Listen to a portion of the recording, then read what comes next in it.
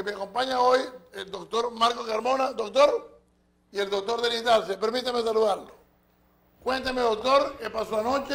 ¿Qué pasó con el fallo? Bueno, ayer estuvimos hasta las 12:15 de la noche acompañando a nuestros promotores de derechos humanos de la CPDH y como todo hace indicar, el sistema como tal condenó a nuestros promotores voluntarios. Y definitivamente que nosotros seguimos señalando que este Poder Judicial está sentando nuevamente las bases para seguir condenando a las personas que están protestando, a las personas que están marchando, a las personas que están criticando el gobierno.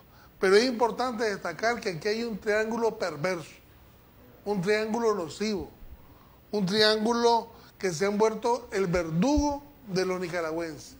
Decimos esto como es la policía, la fiscalía y el Poder Judicial.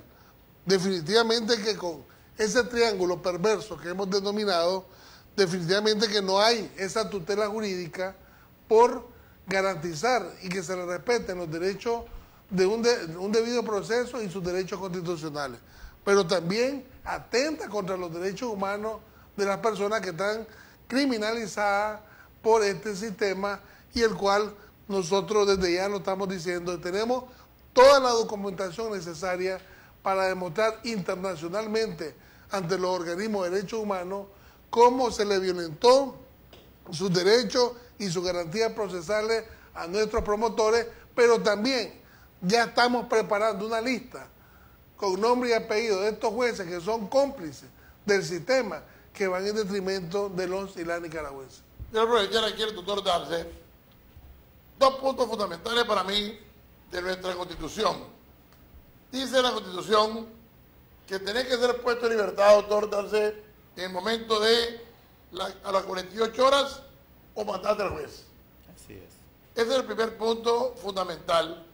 ¿Se cumplió eso con los señores activistas de derechos humanos? Definitivamente no, ¿verdad? Ellos, de hecho, casi todos los procesos que se han venido abriendo tienen un patrón de violación de derechos humanos desde el mismo momento de la detención, ¿verdad? Se detienen a las personas de manera ilegal. Incluso algunas personas han sido secuestradas en vez de detenidas previamente. En el caso de nuestros promotores fueron detenidos de manera ilegal, ¿verdad? Ellos se encaminaban a realizar una misión propia del trabajo de defensoría de la Comisión Permanente de Derechos Humanos y fueron detenidos por la Policía Nacional.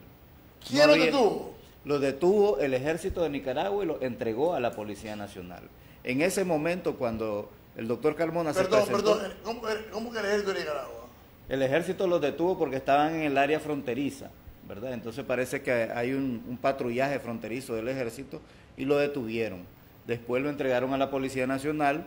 La policía en ese momento no tenía ninguna justificación para detenerlo, tanto así que cuando llegó el doctor Carmona a reclamar por la detención ya estaban preparados para entregarlo.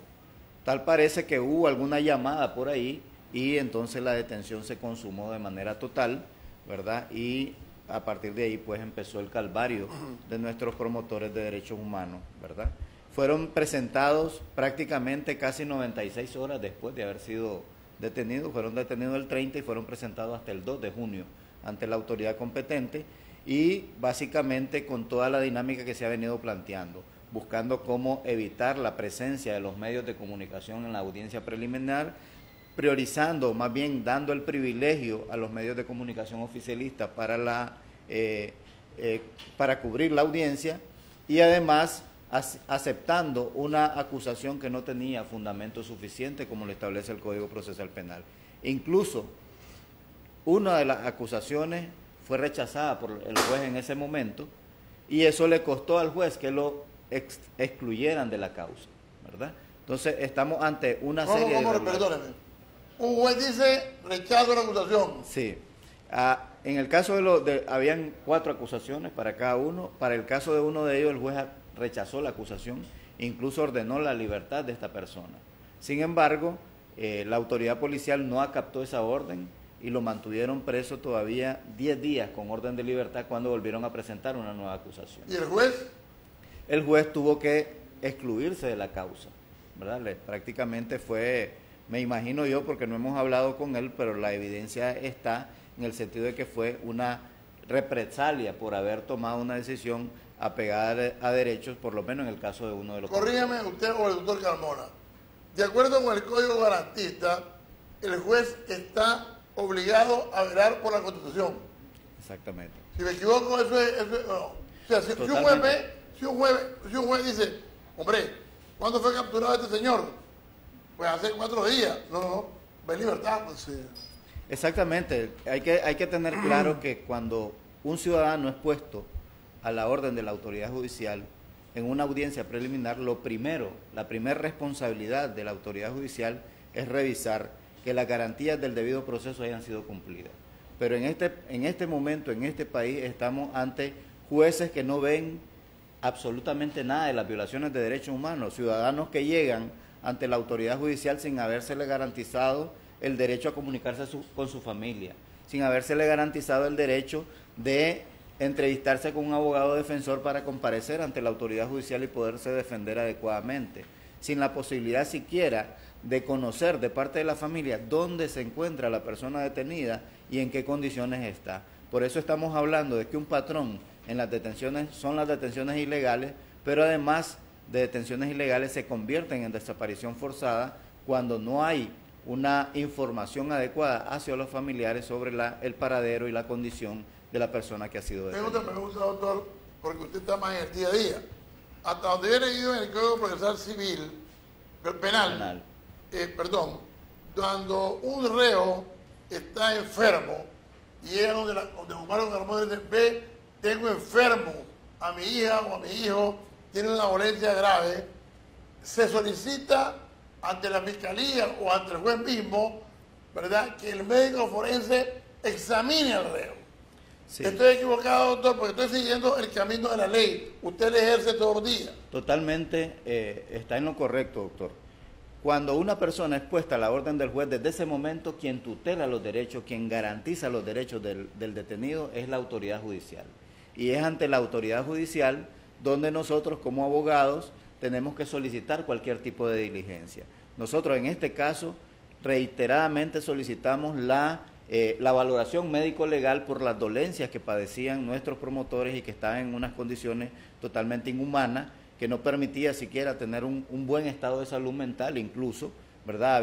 Ahí están padeciendo de mucha depresión, están padeciendo de otras enfermedades relacionadas con las condiciones higiénico-sanitarias insalubres. Se solicitó al juez en su momento, el juez ordenó, pero en este país lamentablemente ni siquiera los jueces están empoderados de la autoridad que tienen y no obligan a la autoridad administrativa de los centros penales a que cumplan con esa orden. Permíteme, don Marco. Durante este proceso se estila que las comisiones de derechos humanos, por lo menos en el pasado, no reciente, en un pasado bastante atrás, se estilaba que de pronto Marco Carmona se presentaba al sistema penitenciario por la orden correspondiente y pedía ver a una persona que estaba enferma.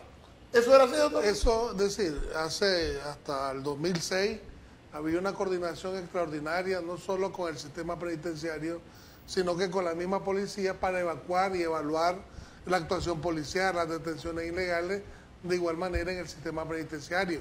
En el sistema penitenciario nosotros tuvimos la oportunidad de capacitar en 2 oportunidades a todos los funcionarios del sistema penitenciario a nivel nacional sobre la misma ley 473, deberes y derechos de los privados de libertad, las funciones de cumplimiento a las leyes internacionales de los funcionarios del sistema penitenciario.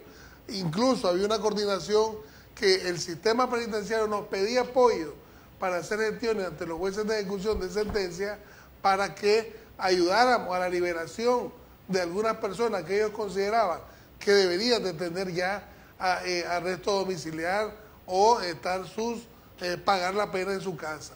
Sin embargo, desde el 2007 esto se perdió, esa comunicación, y lo que hemos visto en una transformación de este sistema penitenciario, porque ellos dicen que son humanistas, pero al final y al cabo se vuelven verdugos de los privados de libertad.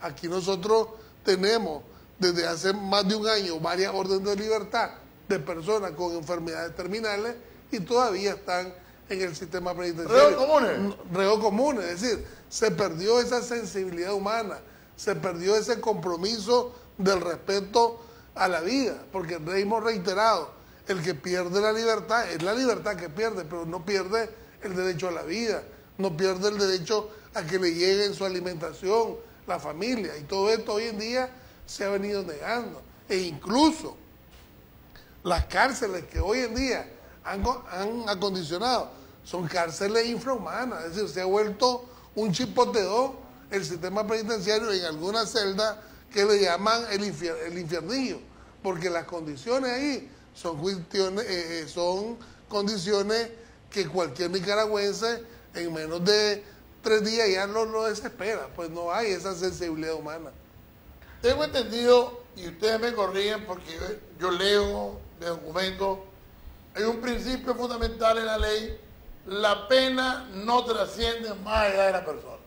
Así es. ¿Así es, doctor? Así es. Y en derecho penal, no solamente en nuestra Constitución y nuestro ordenamiento jurídico, sino desde el punto de vista universal. El derecho penal es personalísimo la imposición de la pena y, por tanto, todo acto relacionado con la detención de una persona que vaya afectando a la familia o que las instituciones impliquen o involucren de alguna manera a la familia es una actuación totalmente ilegal. Le hago la pregunta porque ayer, y lo voy a decir, ayer despiden a la mamá de Elsa Valle del INATEC porque ella fue al juicio, ella es abogada. Hombre, si es su mamá, y las mamás dan la vida, ¿verdad? La mamá y ella vio, y alguien parece que la denunció que había andado ahí, dice ella, ¿verdad? Doña señora Raquel, dice ella, y entonces ayer la despide. Y vamos a lo siguiente: ¿por qué despedir a la señora madre de la procesada? Yo le llamo procesada, porque para mí no es culpable, yo procesada, si él no tiene nada que ver, pues. Es decir, sí, la señora ni siquiera anduvo en las marchas casualmente para proteger su trabajo, doctor Darcy. Sí, definitivamente. Ahí estamos ante una situación donde el poder, el que ejerce el poder, lo está usando de manera arbitraria y de manera absoluta, ¿verdad? Despedir del trabajo a una profesional que simplemente ni siquiera estaba ejerciendo el derecho, ¿verdad?, en esa presencia, sino que hizo un acto normal, humano, de estar en la audiencia de su hija. No era cualquier persona a quien se estaba acusando, ¿verdad? Entonces, si nosotros tomamos eso como una señal, definitivamente el Poder Judicial ya está condenando a la muchacha que está siendo procesada. Estamos ante la violación no solo del derecho de ella, sino que aquí ya estamos presumiendo que la muchacha ya está condenada por mucha defensa que le vayamos a hacer. Permítanme, doctores, vamos a poner la entrevista que realizara Noticias 12 a la señora madre de Elsa Valle. Adelante, por favor. De esta forma hostil fue despedida la madre de la joven Elsa Valle del INATEC. Tras 17 años de laborar como asesora legal, ella atribuye su despido a la insistencia que como familia han hecho para exigir la liberación de su hija de 19 años, que está siendo procesada por tenencia ilegal de armas. Yo tuve que entrar como asistente del abogado para poder ver a mi hija después de un mes de no verla. Entonces, a raíz de eso, ellos comenzaron a darme persecución. Y hoy me entregan la carta. Me siento dichosa, no les tengo miedo. Para nada les tengo miedo. Y que sepan que hoy inicia mi guerra contra ellos. 20 años le trabajó al INATEC. 17 años. 17 años llevo trabajándole consecutivamente al INATEC. Y hoy simplemente se presenta esta señora a entregarme mi carta de despido. No me importa, no les temo. Y que sepa el presidente Daniel Ortega y la Rosario Murillo que no les temo. Voy a luchar hasta el fin. La familia Valle Montenegro sostuvo que ahora más que nunca continuarán en las calles exigiendo la liberación de los presos que son considerados políticos. Es una represalia. ¿Y quién dijo miedo? El miedo lo tienen ellos y creen que de esta manera van a opacar al pueblo. No me van a opacar a mí, porque así como yo, hay miles de personas, y aquí mismo en INATEC, que están en contra de ellos.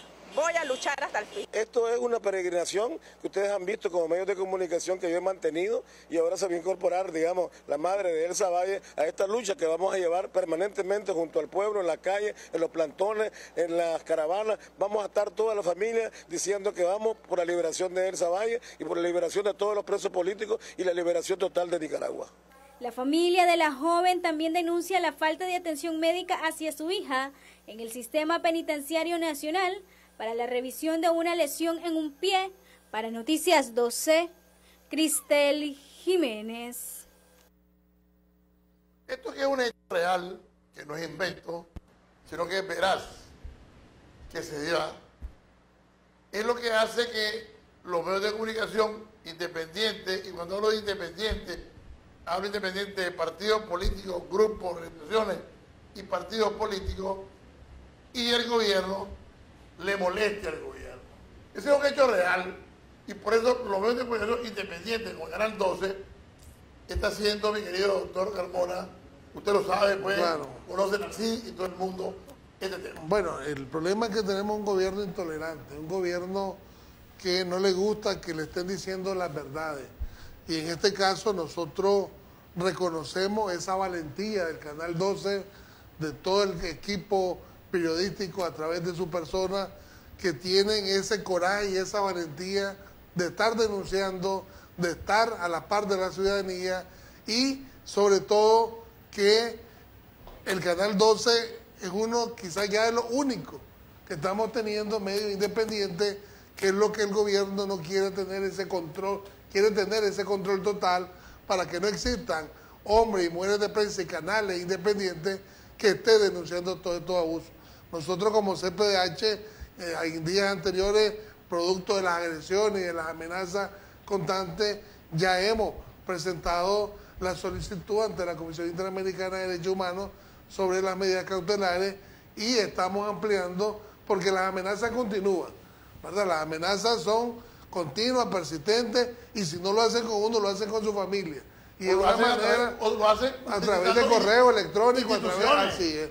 De tal manera que no dudo que el Canal 12 debe estar asediado por el INS, por el DGI, porque esos son los mecanismos de represión que utiliza el gobierno para controlar a los medios, pero sabemos que el Canal 12 es uno de los recursos que nos queda a los nicaragüenses por esa independencia y por esa objetividad que siempre da la información. Vamos al caso, doctor, vamos al caso de Elsa Valle. Sí, la señora madre de Elsa Valle tiene derecho al trabajo, porque ella no ha cometido, o sea, primero, no está siendo procesada, pero el proceso no la puede tomar a ella, porque ya no está en investigación. Doctor Darce. Lo que pasa es que tenemos que estar claros que los mecanismos de represión no solamente son el Poder Judicial, ¿verdad? Lo que estamos observando es que la represión que se ejerce sobre una persona, cuando está siendo procesada, implica la articulación de otras instituciones para desarrollar acciones de represión como la que estamos viendo, ¿verdad? Entonces, estamos hablando de personas que son detenidas porque llegan a ver a sus familiares, por ejemplo. El caso de Torres. El caso del señor, estamos hablando de las familias que llegan al Chipote a dejar alimentación y son agredidas y presionadas verbalmente por las personas que están allí, delegadas por el gobierno. También los medios de comunicación, nuestros camarógrafos y nuestros periodistas, cuando llegan, los ofenden, les dicen cosas. Exacto, incluso a la misma Comisión Interamericana y a Naciones Unidas que llegaron, igual sucedió. Entonces estamos hablando cómo el Estado utiliza todos los medios que tiene a su disposición para reprimir a las personas y para darle un mensaje a las demás de que ese poder que tienen les puede alcanzar a ellos cuando deciden opinar o expresarse de manera libre, ¿verdad? Entonces estamos con un poder judicial que procesa a las personas, pero que a la vez el mismo gobierno utiliza el poder que tiene con otras instituciones para irse en contra de las personas. Pero nosotros estamos claros de que en todos los espacios donde están los trabajadores del Estado hay una serie de presiones que están viviendo en la vida cotidiana, ¿verdad? Y esas presiones van desde revisar los Facebook de los trabajadores del Estado, vigilar incluso sus comunicaciones telefónicas. Esas intimidaciones están desde que levantan una lista para que firmen y hagan una voz para que condenen a los golpistas. Esas intimidaciones están cuando les invitan a una marcha y dicen que si no van a levantar listas y que ahí vamos a darnos cuenta quiénes están y quiénes no están. Lista de entrada y salida. Sí. Nosotros por eso decíamos desde hace tiempo el deterioro sistemático de los derechos humanos. Y hoy en Nicaragua no hay un verdadero Estado de Derecho. Lo que hemos tenido es un Estado de Derecho que con una llamada del ministro a un juez o a un funcionario te condena. Y definitivamente hoy tenemos aquí una policía que más bien a los funcionarios que están siendo ascendidos, es decir, son denunciados por violadores de los derechos humanos. Es decir, en vez de haber un proceso de investigación, más bien a esto los incentivan a un cargo superior. Y esto lógicamente no debería estar sucediendo en este país. Por eso decimos que el Estado de Nicaragua no hay seguridad jurídica, no hay un verdadero Estado de Derecho, y lo que tenemos son grupos de represión encaminados a coartar todas las libertades que tenemos como nicaragüenses. Esto me lleva, mi querido maestro, en los últimos 10 minutos que nos quedan de programa, y que le agradezco su comparecencia, al tema fundamental de que en el país, me comentaban algunas personas, aparentemente hay gente que opina en Facebook, y después 2 personas me llamaron ayer para contarme, fíjate, Danilo, que estamos recibiendo llamadas telefónicas y me repiten cosas que yo escribo en Facebook. Es decir, ya escribir en Facebook es un delito. Totalmente, se ha vuelto un delito, es una manera de perseguir a las personas que están opinando. Es decir, aquí a la libertad de expresión, a la libertad de pensamiento, todo esto ha sido anulado porque, reitero, los gobiernos intolerantes, los gobiernos represivos, no les gusta que le estén denunciando, le estén señalando las arbitrariedades, las ilegalidades que se está cometiendo en nuestro país. Y esto va en detrimento de nuestros derechos, va en detrimento de nuestras garantías constitucionales que tenemos como nicaragüenses. Ahora, la misión de Naciones Unidas está saliendo hoy. ¿Ustedes se reunieron con ellos, don Marcos, al final? Hemos estado reunidos desde su llegada hasta todavía esta semana estuvimos reunidos con ellos, hemos hecho un trabajo extraordinario y definitivamente, aun cuando ellos no estén presentes en Nicaragua, hay mecanismos para poder seguir alimentándolo de la información que se requiere. Y en este caso, nosotros queremos felicitar a las Naciones Unidas, al igual que la Comisión Interamericana de Derechos Humanos, por ese trabajo extraordinario y al JAY que han hecho en nuestro país. Eso es una voz que sale a nivel internacional, sale a todo el mundo, porque las Naciones Unidas convergen más de 190 países, y esto es un informe que se va a discutir en su momento ante estas naciones. Y nosotros, de verdad, como nicaragüenses, debemos de considerarlo que es un triunfo, porque no estamos solos. Este informe lo que está diciendo es que aquí en Nicaragua no ha habido el golpe de Estado que señala el Estado, que las protestas siempre han sido dentro del marco cívico y pacífico, y que todas las personas que están siendo detenidas se le están violando en sus derechos constitucionales. Doctor Darcy, doctor Carmona, este tema lo voy para el final porque quiero que lo reforcemos, lo veamos bien. 1 de septiembre comienzan las fiestas patrias. Usted desde que estaba chiquito, y usted más que nosotros dos, porque nosotros somos más chavalos que usted, en los colegios nos decían, y la ley dice, en el mes de la patria hay que enarbolar la bandera azul y blanco. O sea, que en este mes yo puedo andar con la bandera azul y blanco, ¿verdad? Con el respeto que se merece, ponerle en mi carro, ponerle en mi casa, ponerle en todos los lugares. Quiero preguntar al doctor Darcy qué va a pasar, porque hay una ley que dice que se puede hacer, que te obliga a retirar homenaje. Exactamente. Quiero escucharlo, doctor. Yo creo que es importante que como nicaragüenses, como personas, estemos claros de que los derechos no son el regalo de ningún gobierno. No dependen del gobierno, realmente el ejercicio de nuestros derechos tenemos que empoderarnos nosotros. Ya sabemos que en nuestro país, lamentablemente, en los últimos tiempos, Incluso han habido personas no solamente agredidas por portar la bandera azul y blanco. Muchos de los detenidos han sido detenidos inicialmente por portar la bandera azul y blanco. Tenemos el caso de un señor que fue asesinado por portar la bandera azul y blanco. Pero yo creo que nosotros tenemos que resistir a ese tipo de actos y más bien enarbolar con orgullo, portar con orgullo nuestra bandera azul y blanco. Si el gobierno quiere reprimirnos por usar la bandera azul y blanco, que nos reprima a todos. Yo a partir de hoy voy a usar mi bandera azul y blanco aquí, que ahorita se me olvidó, pero que la tenemos que portar con orgullo. No hay bandera que podamos portar con más orgullo que la bandera azul y blanco.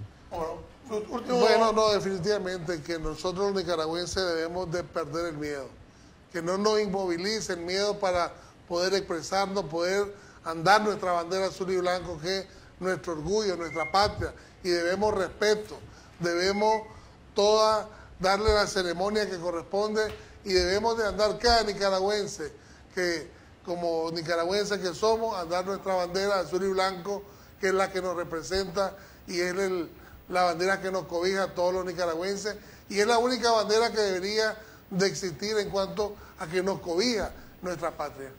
Yo esperaría ver la bandera azul y blanco en todos los organismos del Estado, en todos. En los colegios. En los colegios.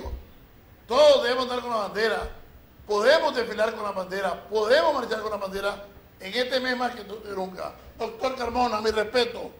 Doctor Darce, adelante, sé que tanto ustedes como nosotros en los medios de educación corremos peligro, pero bueno, Dios nos puso a cada quien en algún lugar para cumplir con su trabajo. Ustedes escogieron los derechos humanos.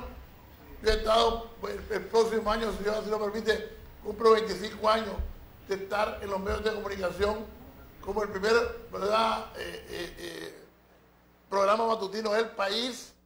Hombre, yo creo que tenemos el derecho de usar nuestra bandera, enarbolarla, tenemos el derecho por constitución a la libertad de expresión, tenemos derecho por constitución a marchar, tenemos por derecho de opinar respetando al otro de lo que uno estime conveniente.